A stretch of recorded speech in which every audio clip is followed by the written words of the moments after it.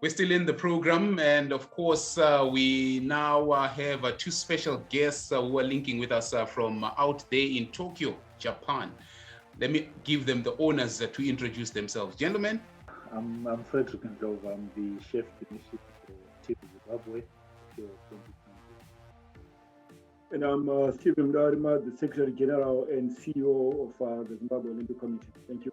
Maybe let's start with the CEO. In terms of the plans that had been set out by the Zimbabwe Olympic Committee for us to have Team Zimbabwe participate at the Olympic Games, how would you assess the plans that we had and where we are today? Coming to the Olympics, it takes a lot of time and a lot of resources and effort. And I think over the past 3 years, or 4 years actually, with the support of the government and the Olympic Solidarity and ANOCA, we were able to do most of the things we had set out to try and do. If you recall, we supported close to 10 sporting codes in their quest for qualification, including athletics, boxing, rugby, the team support grant. Our 4x100 athletes, they went through to Poland for qualifiers. Our marathon athletes, they went through to Rome for qualifiers and also in SS. So we did try and support our athletes over the last few years. This is something that always happens anytime that we prepare for the Olympic Games, where it's said, the team is made up of too many officials as compared to athletes. I'm sure that was addressed, but maybe for somebody who would have missed that, if you could just in a nutshell, explain that part. It's never a function of the ratio, and what I've been trying to let the country know is to say we did not have too many officials, but we had too few athletes. And I think that is the real problem. There are 32 sporting codes which are eligible to come through to the Olympics, and we're able to get how many of those? Just 4 sporting codes qualifying.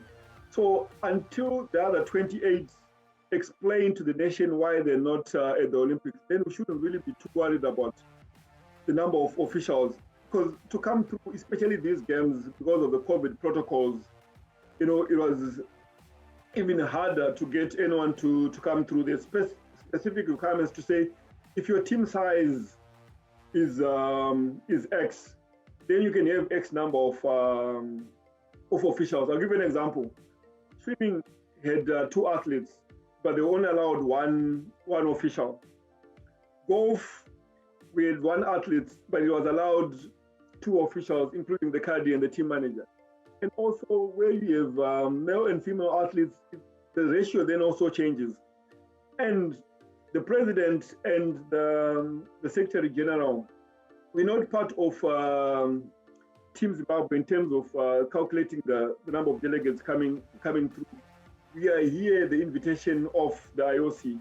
So even countries who do not even have a single athlete, right? The president and the CEO would still be invited to the games as NOC guests. Let's say address the real elephant in the room, as the president would say. Why do we only have 4 sporting codes represented out of possible 32 sporting codes we have registered in the country? I think that's the real problem, because if, for instance, soccer had qualified, that's automatically over 20-something athletes coming through. If rugby had qualified, if shooting, if equestrian, if we had more than 1 athlete coming through in terms of qualification, then even the number of officials would have gone up. Please, if people then try and do the research to find out how many officials South Africa did bring, or how many officials Kenya brought, then you then understand and appreciate where we're coming from. But I think, like we said, every person who has made the trip is here for a specific function. I think that's a very interesting question that you are posing in terms of the number of qualified sport codes, something that needs to be looked at. Now let's turn to the chef division. We are now in Tokyo, Japan, and Team Zimbabwe's athletes have participated. Not a medal attained, but we've seen some personal bests, we've seen some improvements here and there. Maybe walk us through the performance of Team Zimbabwe at the Games. Donata, our only a female athlete. I'll start with her in honor. She broke her personal best record, and that's a huge achievement. I mean, it shows that there is improvement. Peter did not only surpass his personal best, he also set a new national record, rowing. If you look at his performance, as we had been reporting earlier, he continued not to do very well. When he went for his repechage, he actually came first. He led from the start to the finish and was an obvious winner. But what then happened was that the following day was supposed to be a rest day for him. But unfortunately, because of the threat of the typhoon, the racing day was then brought earlier. So it then meant that he never rested from the time he started competing. So he then had to compete with the other team members that had the rest. The other thing that I need to highlight to the nation is that even when he went into the second heat, his time was still faster than everyone who was in the first heat, which then follows that if he had gone into the first heat, he was going to make it to the finals. But unfortunately, they were just picking the top three. Ngoni was in the preliminary rounds. He came first, but unfortunately, in the evening, he then could not make it to the next stage. And our last athlete, last but not least, is Scott Vincent. He finished the tournament with a shot of 67, tied at 16 overall on a score of 18 under.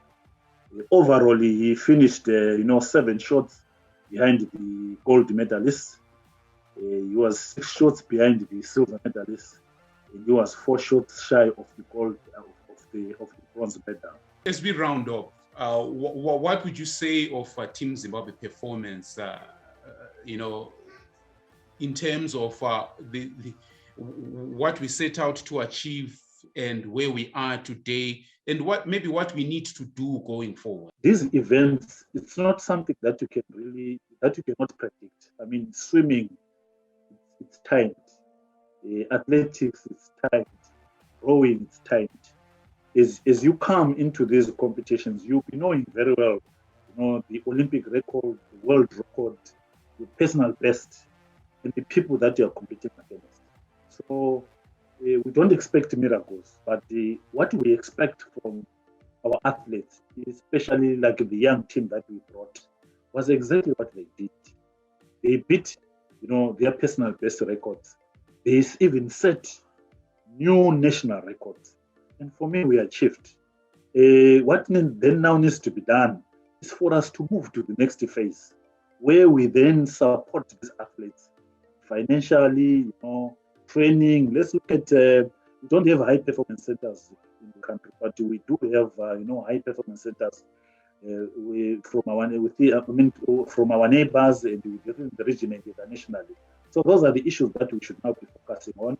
We should collaborate, do these collaborations, sit down with their respective national federations. Because as ZOC, we're not the ones that actually produce the athletes, but we give the support and then we take the best performers to the events like the Olympics.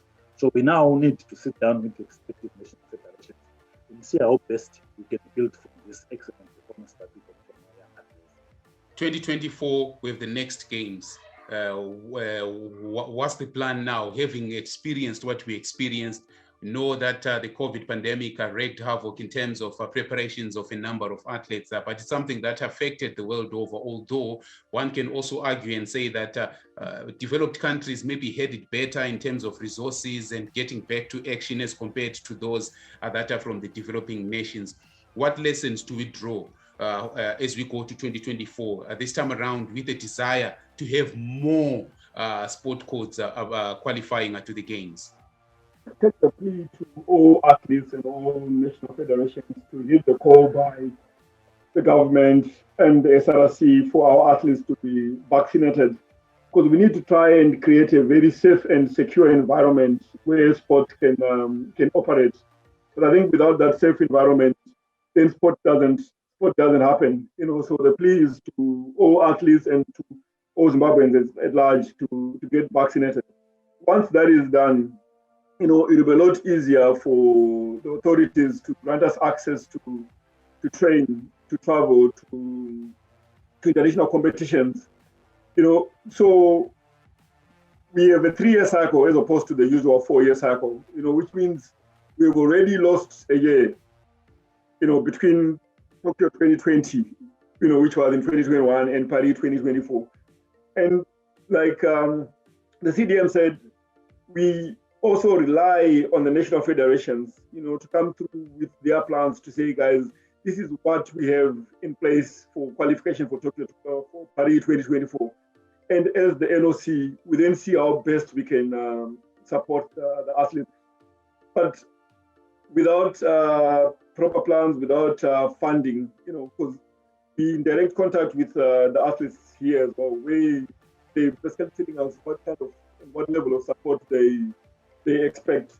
So we do have a lot of work to do and to rally the nation behind our athletes to say, look, yes, these are the results we have and these are the results we expect from our athletes. But what have we all done, to support the nation's dreams to have athletes on the podium again? So this is not just on the government or on the Olympic Committee, but also to the nation as a whole to say what level of support are we giving our athletes for them to be able to achieve podium performance.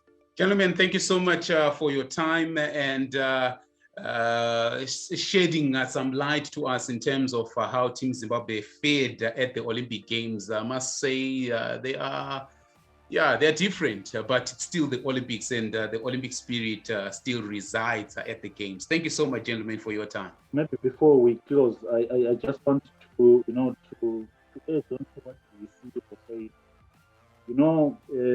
A lot has been said about the team delegation, but for me, as the chef de mission, on the technical side, I saw a lot of physicians, I saw a lot of dietitians, I saw a lot of psychologists that accompanied other teams, and we didn't have any of those. So whilst we mourn that we have too many officials, there's a big deficiency in as far as the support for the athletes is concerned. So I would also want to hear a lot of, pleas from other quarters where they call for the presence of these specialist groups for athletes to do well. The other countries brought even their own gyms to make sure that their athletes are well prepared for the events. So then finally, I would like to thank the national federations, the 4 national federations that gave us the athletes to be here in Tokyo. I would like to thank the athletes themselves for the excellent performance, of course. And then finally, I would like to thank the government for the financial support that they gave us to make our life very comfortable in Tokyo. Thank you. Thank you so much once again, SG and CEO of ZOC, as well as the chef de mission for Team Zimbabwe to the Tokyo 2020 Olympic Games. 2020 staged in 2021. Gentlemen, once again, thank you so much.